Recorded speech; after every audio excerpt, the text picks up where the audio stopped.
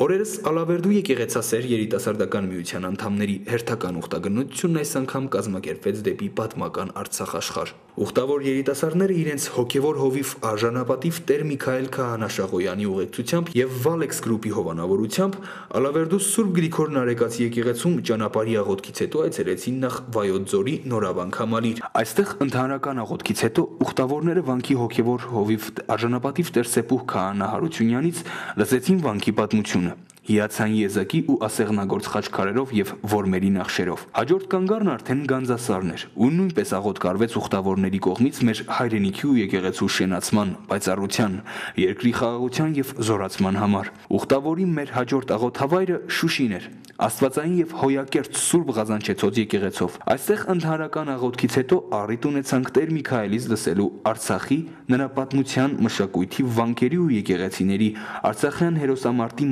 մասին պատմություններ։ Ուխտավորները Ալավերդի վերադարձան ուխտը վերանորոգած առ Աստված, լի տպավորություններով եւ զորացած հավատքով։ Տեր Միքայել Քահանա-Շաղոյանը եւ Ալավերդու եկեղեցասեր երիտասարդական միության անդամները հանդիպում են ունեցել Ալավերդի քաղաքի թիվ 5 եւ թիվ 9 դպրոցների 10-ից 12-րդ դասարանի աշակերտների հետ։ Դպրոցականները բարձրացրեցին իրենց հետաքրքրող հարցեր հայրաքելական եկեղեցու, երիտասարդների դերի եւ նշանակության մասին։ Տեր հայրը պատասխանեց բոլոր հարցերին, օրհնեց միության նոր անդամներին եւ հույս հայտնեց, որ ամուր կլինի մեր երիտասարդությունը, քանի որ վաղվա օրը իրենք են։ Ավարտ հանդիպման աղոթք բարձրացրեցին առ Աստված։ Դիվան Գուգարաց թեմի։